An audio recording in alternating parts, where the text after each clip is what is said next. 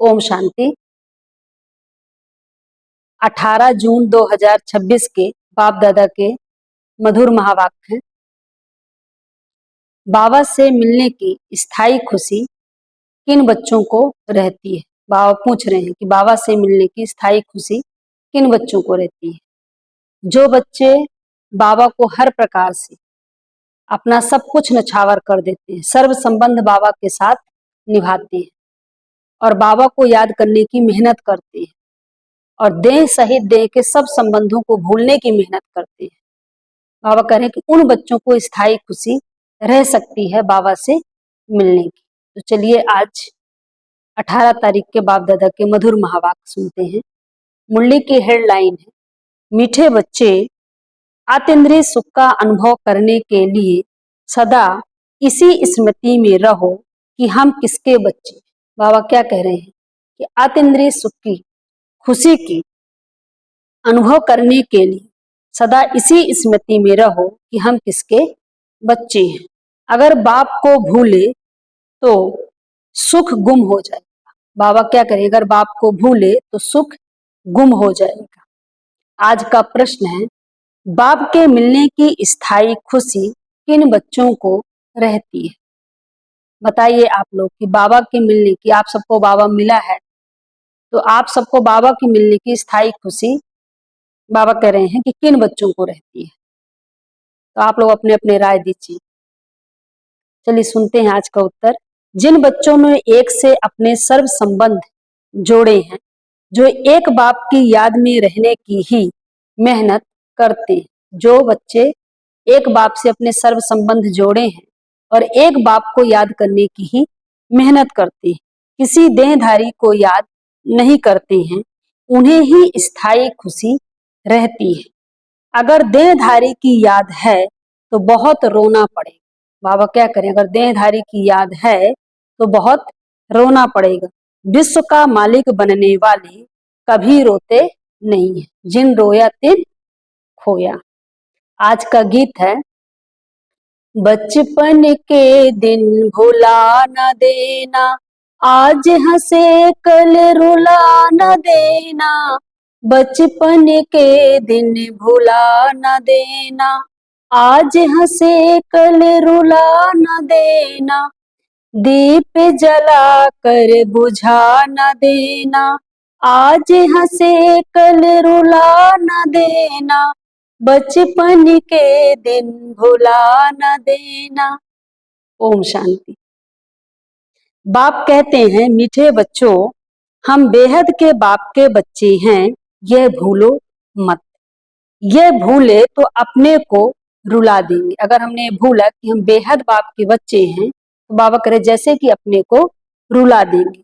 छी छी दुनिया में बुद्धि चली जाएगी।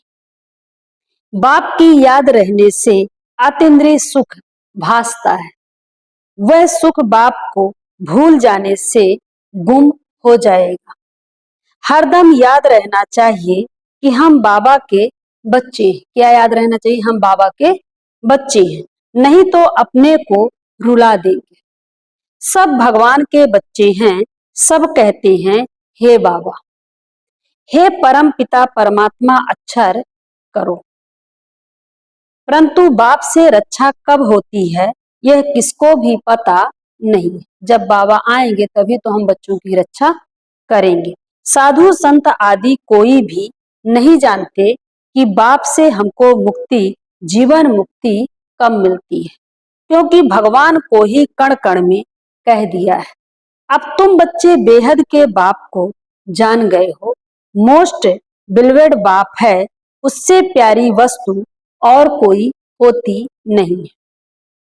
ऐसे बाप को ना जानना, ऐसे बाप को ना जानना बड़ी भूल है। शिव जयंती क्यों मनाते हैं, वह कौन है, यह भी कोई जानते नहीं। बाप कहते हैं, तुम कितने बेसमझ बन गए हो। माया रावण ने तुमको क्या बना दिया है।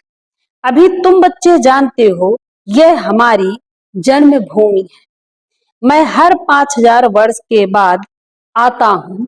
वह फिर कह देते 40,000 वर्ष बाद, जब यह कलयुग पूरा होगा तब आएंगे। बाबा हर 5000 वर्ष के बाद आते हैं।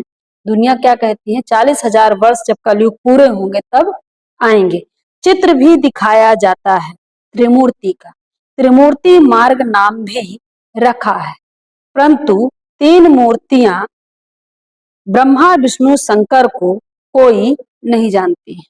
ब्रह्मा क्या करके गया, विष्णु और शंकर क्या करते हैं, कहाँ रहते हैं, कुछ भी नहीं जानते हैं।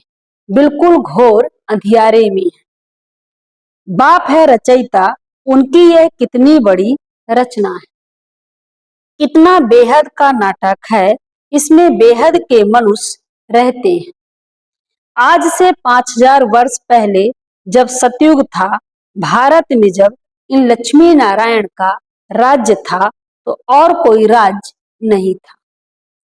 भगवती श्री लक्ष्मी भगवान श्री नारायण को कहा जाता है। राम सीता को भी भगवान राम भगवती सीता कहा जाता है। अब यह भगवान नारायण भगवती लक्ष्मी कहाँ से आए, राज्य करके गए, परंतु उनकी जीवन कहानी तो एक भी नहीं जानते। सिर्फ गाते रहते हैं, हे भगवान दुख हरता सुख करता आओ, परंतु यह किसकी बुद्धि में नहीं आता है वह दुख हरता सुख करता कैसे है। गाते तो हैं कि दुख हरता सुख करता आओ, लेकिन जानते नहीं कि दुख हरता सुख करता कैसे है, कब आते हैं और कब आकर हमारे दुख हरते हैं, कौन सा सुख सबको दिया है और कब सबका दुख हरा है, कुछ भी नहीं जानते।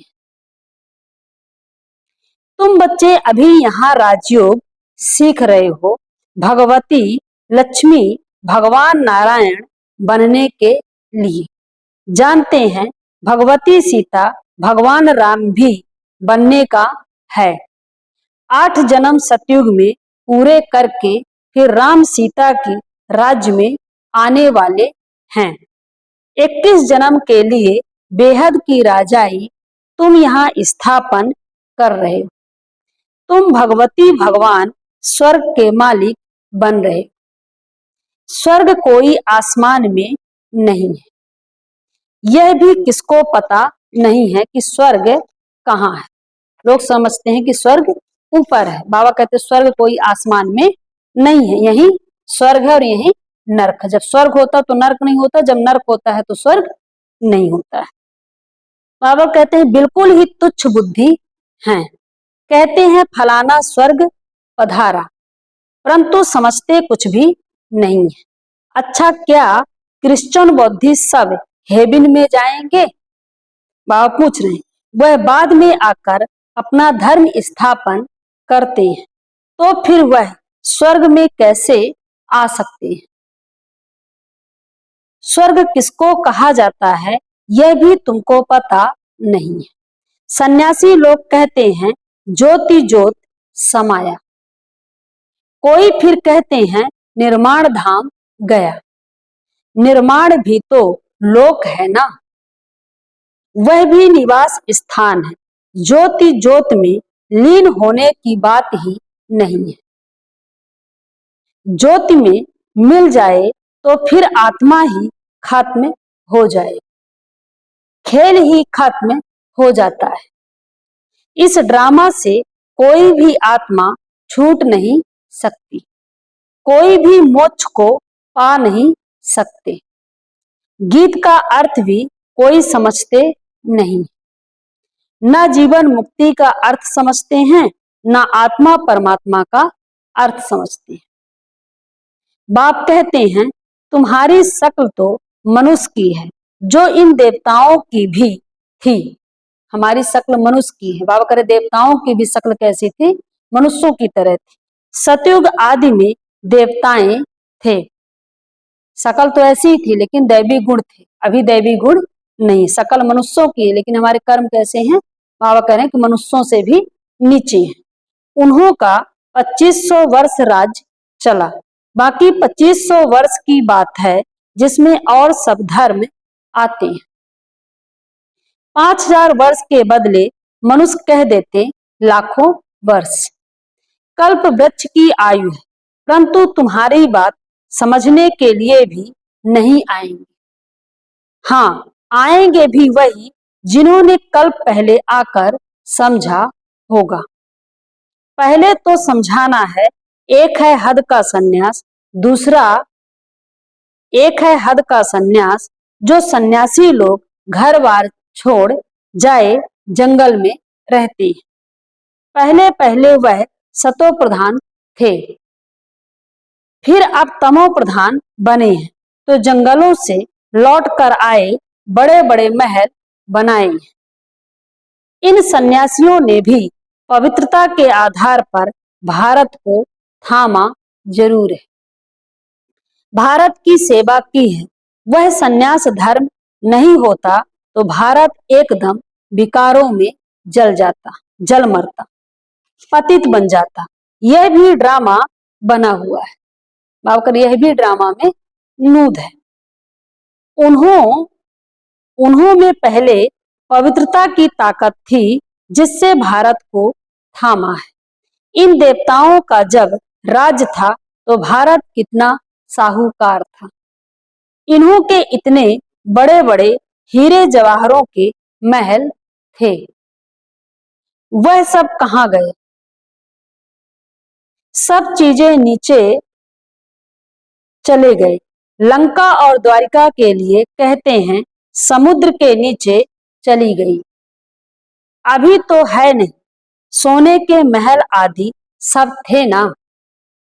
अब मंदिरों आदि में हीरे जवाहरात लगा सकते हैं, तो वहां क्या नहीं होगा।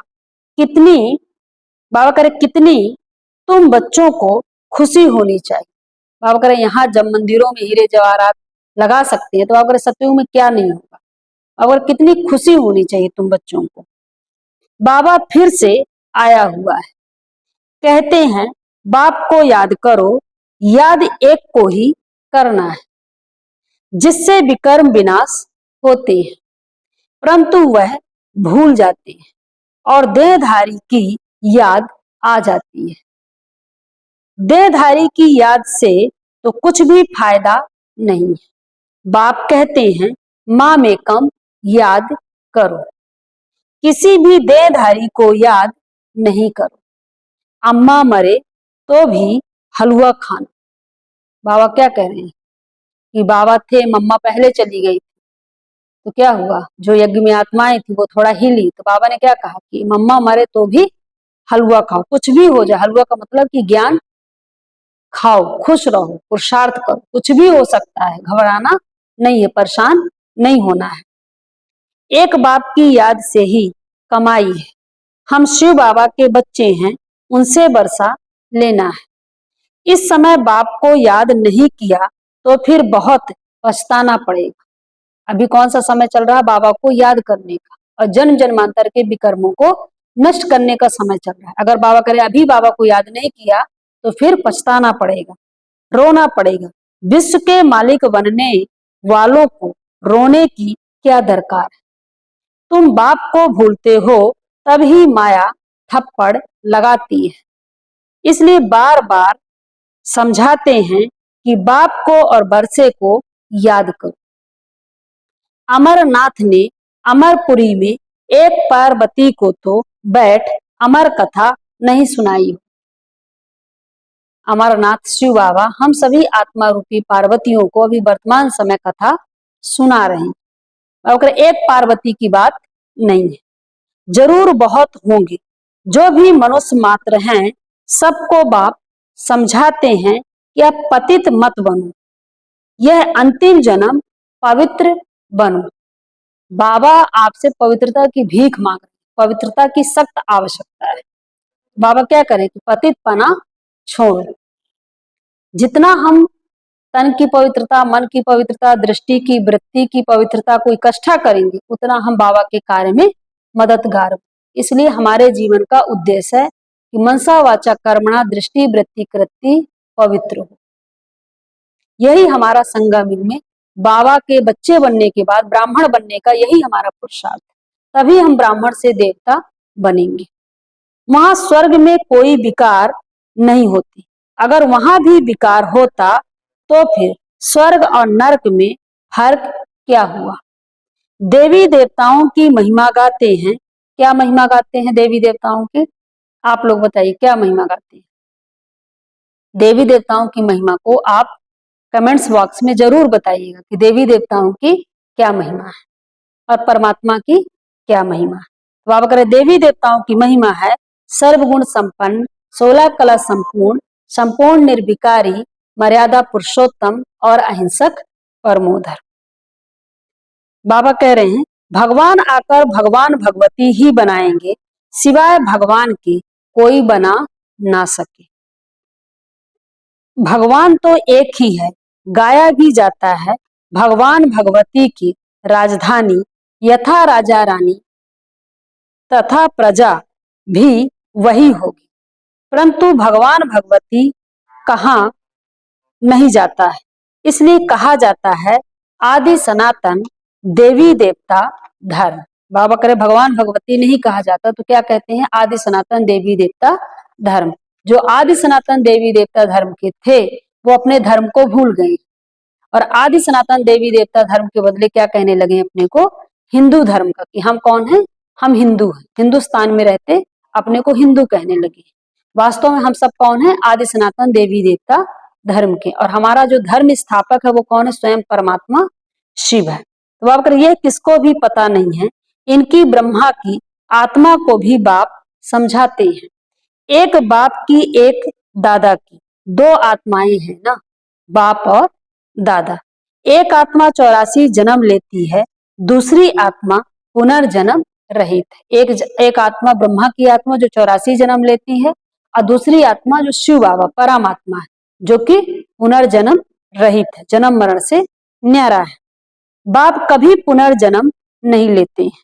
एक ही बार आकर सारे विश्व को पवित्र बनाने के लिए हमको राजयोग सिखलाते हैं। बाप तुमको समझाते हैं मैंने इनमें प्रवेश किया है। यह 84 जन्म भोग आए। कौन? ब्रह्मा बाप। अब इनके बहुत जन्मों का यह अंतिम जन्म है। अब मैं निराकार हूं तो कैसे आकर बच्चों को राजयोग सिखलाऊं। भाई बच्चे किसकी भाषा समझेंगे? मनुष्य तो मनुष्य की भाषा समझेंगे। तो बाबा को मनुष्य तन का आधार लेना पड़ता है। किसके लिए? राजयोग सिखलाने के लिए, राजाओं का राजा बनाने के लिए। प्रेरणा से तो कुछ हो ना सके, श्री कृष्ण भगवानुवाच तो हो ना सके, वह कैसे आ सकता है? वह तो है ही सतयुग का प्रिंस, 16 कला संपूर्ण, संपूर्ण निर्विकारी। फिर त्रेता में होते हैं 14 कला संपूर्ण। फिर द्वापर में श्री कृष्ण को क्यों ले गए? बाप पूछ रहे हैं। उनको तो पहले आना चाहिए। बाप समझाते हैं पहले बाप को याद करो, नहीं तो माया एकदम थप्पड़ मार देगी। छुई मुई का एक झाड़ होता है। बाबा क्या करे? बाप को याद करो नहीं तो माया एकदम थप्पड़ मार देगी। छुई मुई का एक पेड़ होता है, उसको छू दो तो मुरझा जाती है। तो बाबा कहते छुई मुई नहीं बनना, हाथ लगाओ तो मुरझा जाए। तुम्हारा भी ऐसा ही हाल होता है। बहुत बाबा के बच्चे छुई मुई है। बाबा कहते ऐसा नहीं होना चाहिए। बाप को याद नहीं किया और खलास। गीत में भी सुना बचपन के दिन भुला न देना, आज हंसे कल रुला न देना। बाप को भूले तो कहाँ ना कहाँ चोट लग जाएगी। बाबा को भूलेंगे तो क्या होगा? चोट लग जाए। इसलिए बाबा बचपन के दिन नहीं भुलाओ। जब बाबा मिला था तब कितना नशा रहता है, फिर हमारा नशा धीरे धीरे कम हो जाता है। तो बाबा करे भूलेंगे तो क्या होगा? माया चमाट लगा देगी और हम दुखी हो जाएंगे। बाप कहते हैं तुम हमारे बच्चे हो ना, यह शरीर तो विष से पैदा हुआ है, वह इनके लौकिक माँ बाप हैं। यह तो है पारलौकिक बाप और इनको फिर अलौकिक बाप कहा जाता है। किनको? ब्रह्मा को। यह हद का था फिर बेहद का बन गया। अभी देखो यह लौकिक बच्ची निर्मल शांता बैठी है। बाबा कह रहे हैं दादी निर्मल शांता को, यह बैठी है, यह लौकिक भी है, अलौकिक भी है और पारलौकिक भी। निर्मल शांता जो दादी थी, तो बाबा कह रहे हैं कि लौकिक भी है बच्ची और क्या है? अलौकिक भी है बाबा और पारलौकिक शिव बाबा है। बाबा क्या कह रहे हैं? तीनों प्रकार की बच्ची है। बाबा कितने खुशी की बात है। तो बाबा क्या करें कि उस टाइम पे निर्मल शांता जो दादी जी थी, तो उनकी लौकिक भी बाप हैं, अलौकिक भी है और पारलौकिक शिव बाबा, तीनों बाप थे। बाबा कह रहे हैं लौकिक भी है, अलौकिक भी है और पारलौकिक भी है। बाकी शिव बाबा के तो भाई बहन है नहीं, ना लौकिक ना अलौकिक ना पारलौकिक। कितना फर्क है। एक बाप का बनना मासी का घर नहीं। ऐसे बाप से संबंध जोड़ना टाइम लगता है। शिव बाबा की याद में रहना बड़ी मेहनत। कई 50 वर्ष से रहने वाले भी सारा दिन शिव बाबा को भी याद नहीं करते। 50 वर्ष से यज्ञ में रह रहे हैं, फिर भी बाबा कह रहे हैं, बाबा के ज्ञान में चल रहे हैं, लेकिन बाबा को याद नहीं करते। ऐसे भी है, बाबा कह रहे ऐसे भी बाबा के बच्चे हैं। और सबको भूल एक को याद करना बहुत बहुत मेहनत है। सबको भूल एक बाबा को याद करना बाबा कह रहे बहुत बहुत मेहनत है। कोई परसेंट याद करते, कोई 1% याद करते हैं, कोई 2%, कोई 1% भी मुश्किल याद करते हैं। बाबा कह रहे कोई 1% याद करते, कोई 2%, और कोई तो है कि 1% भी याद मुश्किल करते हैं। यह बड़ी भारी मंजिल है। तो बाप समझाते हैं बचपन को नहीं भूल। जब बाबा मिला था तो बचपन को नहीं भूलना। बाप से स्वर्ग का बरसा मिलता है। तुम जानते हो हम जीते जी मरकर बाप के आकर बने हैं। हम बाप के आकर कैसे बने हैं? जीते जी मरकर। नई दुनिया में जाने के लिए बाबा कह रहे हैं कि हम जीते जी बाप का बने हैं। जो दुनिया वाले होते हैं, जो हमारे मित्र संबंधी होते हैं, वो क्या समझते हैं कि अब तो ये इस दुनिया से मर गई, और मरने के बाद अगर कोई जी जाए तो क्या होगा? बहुत आश्चर्य लगता है। तो हम बाबा के बच्चे हैं, दुनिया से, देह और देह के संबंधों से, संबंधियों से जीते जी मर चुके हैं। अब फिर बाबा के बनने के बाद फिर से अगर हम जिंदा हो जाएं, उसी दुनिया में चले जाएं, तो दुनिया क्या कहेगी? इसलिए इसका जरूर विशेष रूप से ख्याल रखना है। बाबा कह रहे नई दुनिया में जाने के लिए तो तुम्हें स्थायी खुशी रहनी चाहिए। ओहो हम डबल सिरताज बनेंगे। बाबा कितनी खुशी होनी चाहिए कि ओहो हम डबल सिरताज बनेंगे। मनुष्य थोड़े ही जानते हैं कि सतयुग में इन देवताओं को 16 कला संपूर्ण, 14 कला संपूर्ण क्यों कहते हैं? कुछ भी नहीं जानते। यह भक्ति मार्ग के शास्त्र आदि फिर भी बनेंगे। यह हठ योग, तीर्थ यात्रा आदि सब फिर भी होंगे। परंतु इससे क्या होगा? बाबा कह रहे परंतु इससे क्या होगा? क्या हेबिन में जाएंगे? नहीं। बहुत रिद्धि सिद्धि से काम करते हैं। रिद्धि सिद्धि वाले बहुत है। हजारों मनुष्य उनके पिछाड़ी पड़ते रहते हैं। रिद्धि सिद्धि से बहुत है, घड़ियां आदि चीजें निकालते हैं।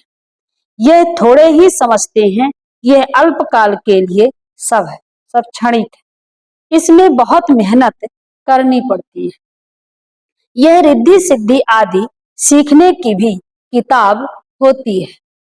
कितने लाखों मनुष्य उनके पिछाड़ी पड़ते हैं। तुम बच्चे जानते हो हमको बाबा से स्वर्ग का वर्षा मिलता है। इन आंखों से जो कुछ देखते हो वह नहीं रहेगा। बाप समझाते हैं तुम अशरीरी आए थे, फिर शरीर साथ पार्ट बजाया। अगर 84 लाख का हिसाब किताब बताएं तो 12 मास लग जाएं।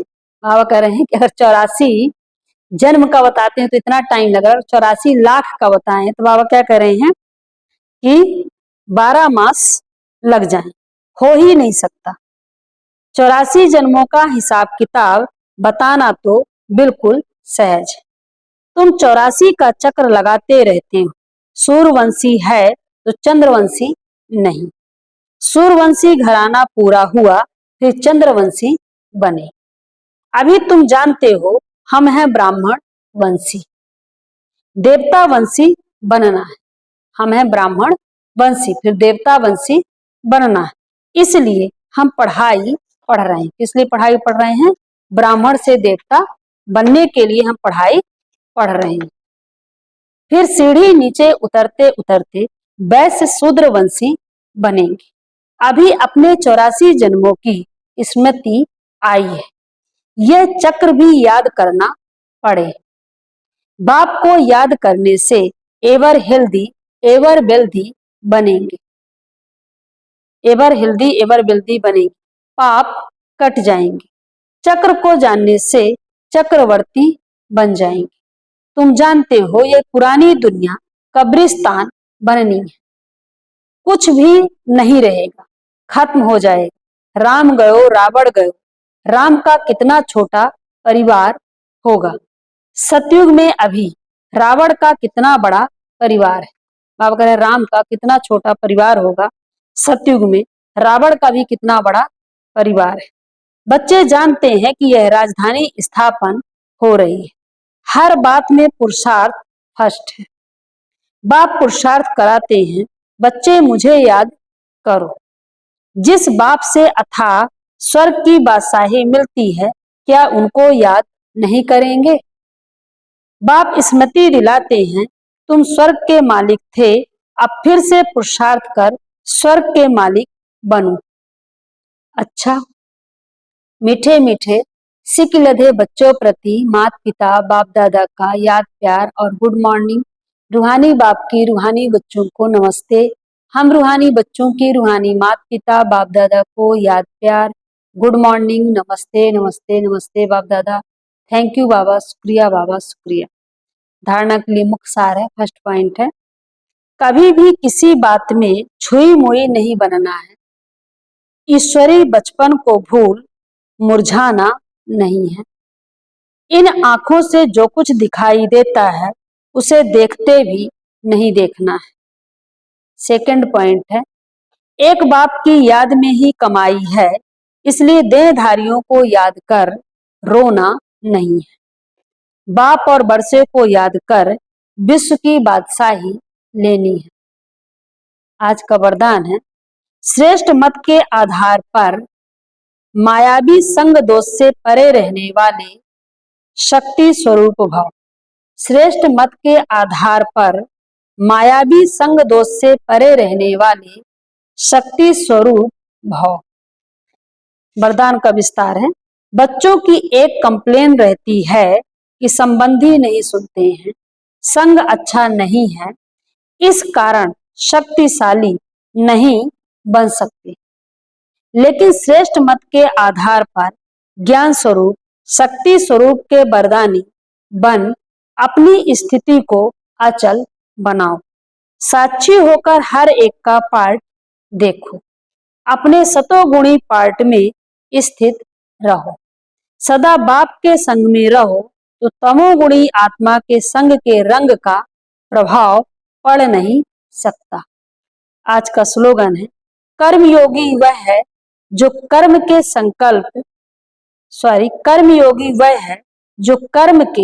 कल्प वृक्ष की डाली पर बैठ कर्म करते भी उपराम स्थिति में रहते हैं। कर्मयोगी वह है जो कर्म की कल्प वृक्ष की डाली पर बैठ कर्म करते भी उपराम स्थिति में रहते हैं। आज का व्यक्ति सारे हैं, सदा हर्षित रहने के लिए अपनी नेचर को सरल बनाओ, सहनशील बनो। जैसे कईयों की विशेषता विशेष नेचर होती है, उस नेचर के वश ना चाहते भी चलते रहती है। कहते हैं चाहती नहीं हूं लेकिन मेरी यह नेचर है। ऐसे आप बच्चों की सरल नेचर हो जो सबको अनुभव हो कि यह सहज योगी स्वतः योगी है। क्या करूं कैसे योग लगाऊं, यह बातें खत्म है ही सदा सहज योगी अर्थात योगी। इसी एक बात को नेचर और नेचुरल करने से सभी सब्जेक्ट में परफेक्ट हो जाएंगे। ओम शांति। चैनल पर बने रहने के लिए धन्यवाद। चैनल को लाइक, शेयर एंड सब्सक्राइब करने का सहयोग अवश्य करें। धन्यवाद। ओम शांति।